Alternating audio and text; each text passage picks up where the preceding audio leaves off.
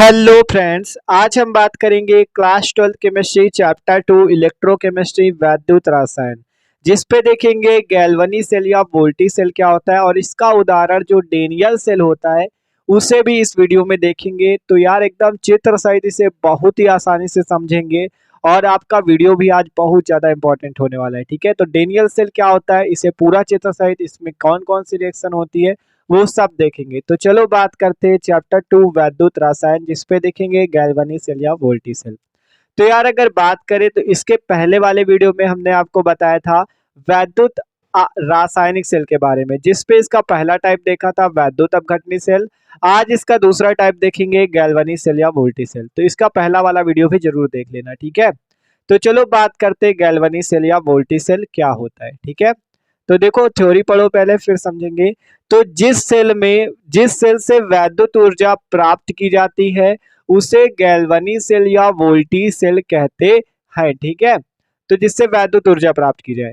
गैल्वनी cell में रासायनिक ऊर्जा का वैद्युत ऊर्जा में परिवर्तन होता है। ठीक है, तो गैल्वनी सेल में रासायनिक ऊर्जा का क्या होता है, वैद्युत ऊर्जा इलेक्ट्रिक एनर्जी में परिवर्तन होता है। ठीक है, तो जिस सेल से वैद्युत ऊर्जा प्राप्त की जा सकती है उसे गैल्वनी सेल या वोल्टी सेल कहते हैं।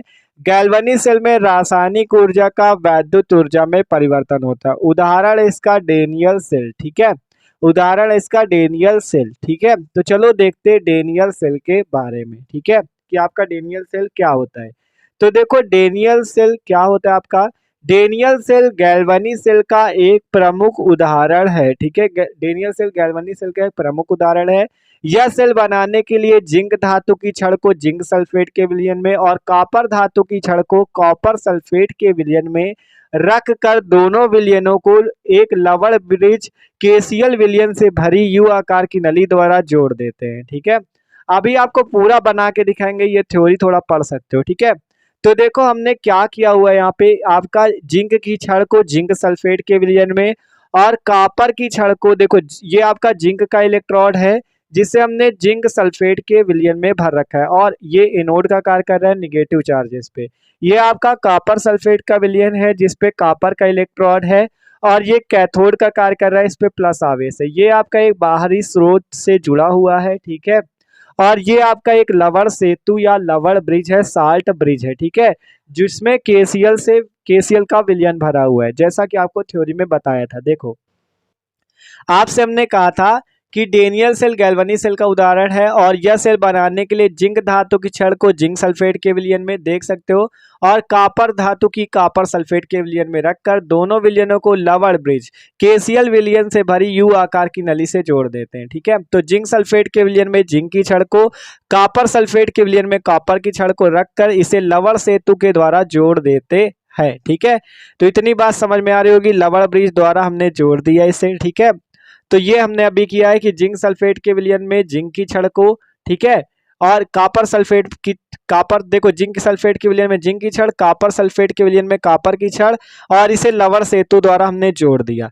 अब इसमें क्या होगा, देखो यहाँ पे ये आपका एनोड का कार्य कर रहा है जिसपे निगेटिव चार्ज है, तो यहाँ पे आपकी एनोड पर रिएक्शन भी होगी। वो रिएक्शन अभी हम समझेंगे पूरा, तो देखते हैं कौन सी रिएक्शन होगी। देखो एनोड पर आपकी हमेशा ऑक्सीकरण की अपक्रिया होती है, तो यहाँ पे जो जिंक है दो इलेक्ट्रॉनों का त्याग करेगा तभी ऑक्सीकरण अपक्रिया होगी, तो Zn 2 प्लस प्लस 2 इलेक्ट्रॉनों में टूटेगा।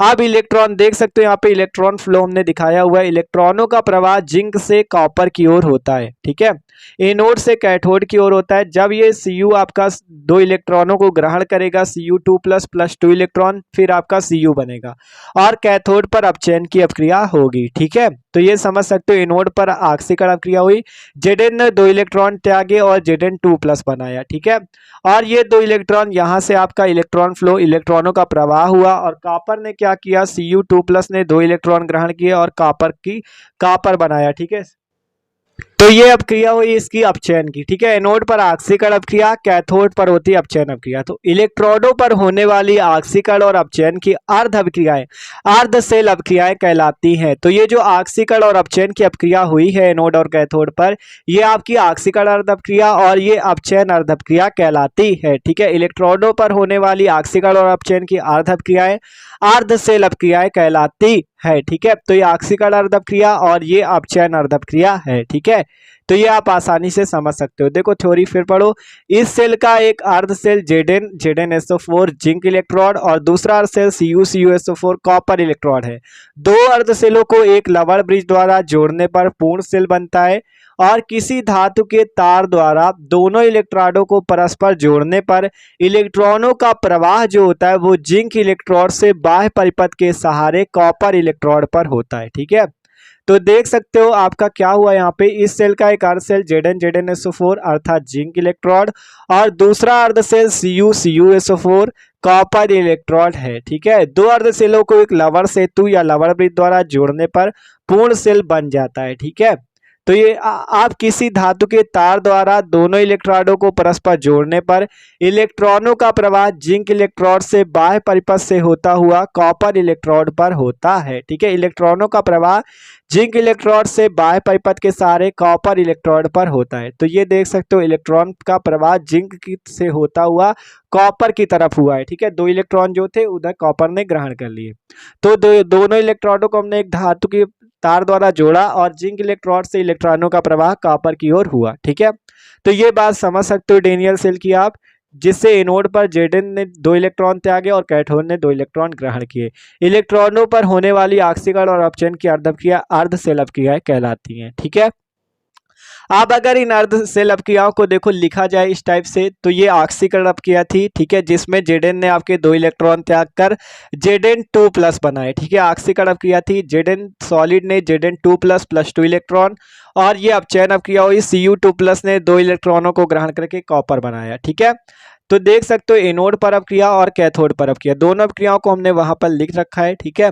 इन अपक्रियाओं को आप अगर इन्हें जोड़ दें आपस में, इस आक्सीकरण अपक्रिया और अपचयन अपक्रिया को जोड़ दें, तो यहाँ पे अभी अर्ध सेल अपक्रियाएं थी, आप जोड़ दोगे तो ये सेल अपक्रिया बन जाएगी। देखो यहाँ से 2 इलेक्ट्रॉन से 2 electron cancel, Zn solid plus Cu2+ और यहाँ पे Zn2+ प्लस Cu सॉलिड, तो 2 इलेक्ट्रॉन कैंसिल हो गए। ये अपक्रिया आपकी सेल अपक्रिया कहलाती है। और जो ऊपर थी वो आक्सीकरण अर्ध अपक्रिया थी और ये अपचयन अर्ध अपक्रिया थी, ठीक है। तो ये अभी अर्ध सेल अपक्रियाएं थी, मतलब आधी सेल की अपक्रिया थी, ठीक है। यहाँ पे लिख सकते हो अर्ध सेल अपक्रियाएं। यही बात ध्यान से समझने वाली होती है कि अर्ध सेल अपक्रिया और पूर्ण सेल अपक्रिया क्या होती। तो आक्सीकरण अर्ध सेल अपक्रिया थी, ये अपचयन अर्ध सेल अपक्रिया थी और ये पूरी सेल की अपक्रिया है, पूर्ण सेल अपक्रिया, ठीक है।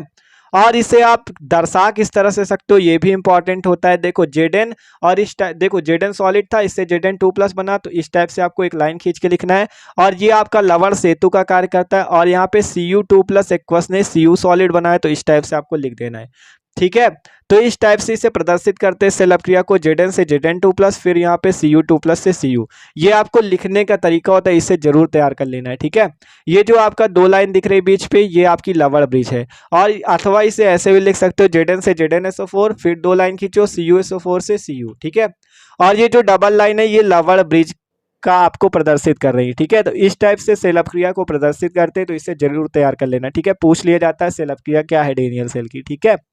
तो आप बता सकते हो आसानी से। आक्सीकरण अर्ध अपक्रिया भी समझ ली, अपचयन अर्ध अपक्रिया समझ ली, सेल अपक्रिया भी आपको पूरा समझा दी। Zn से Zn2+ बना, बीच में लवण सेतु दिखाया, Cu2+ से Cu बना, या अथवा आप Zn से ZnSO4 CuSO4 से Cu, ठीक है। और बीच में लवण ब्रिज जरूर लगा देना, ठीक है। तो इस टाइप से आप आसानी से आक्सीकरण अर्ध सेल अपक्रिया, अपचयन अर्ध सेल अपक्रिया और पूर्ण सेल अपक्रिया आप समझ सकते हो, ठीक है। तो ये थी बात सेल अपक्रिया की, ठीक है। तो देख सकते हो एकदम आसान था। डेनियल सेल पूरा आपको एक एक पॉइंट समझाया, Zn2+ ये लवण ब्रिज, Cu2+ से Cu, ठीक है। अथवा पे आप Zn से ZnSO4 ये लवण ब्रिज, CuSO4 से Cu, ठीक है। तो ये थी आपकी सेल अपक्रिया, आसानी से पूरा आप समझ सकते हो, ठीक है। अर्ध सेल अपक्रिया और आपकी ऑक्सीकरण वाली भी अपचयन वाली भी। एनोड पर हुआ Zn से Zn2 प्लस +2 इलेक्ट्रॉन ऑक्सीकरण। कैथोड पर Cu2 प्लस ने इलेक्ट्रॉन ग्रहण किए Cu सॉलिड। और देख सकते हो ये अर्ध सेल अपक्रियाएं थी। ठीक है, तो ये थी बात डेनियल सेल की। ठीक है, तो पूरा यार आसानी से आप पूरा डेनियल सेल को समझ सकते हो। गैल्वनी सेल या वोल्टी सेल का उदाहरण है ये। तो वीडियो अच्छा लगा हो तो लाइक कर देना और चैनल पे न हो तो सब्सक्राइब जरूर कर देना। Okay, thanks for watching this video.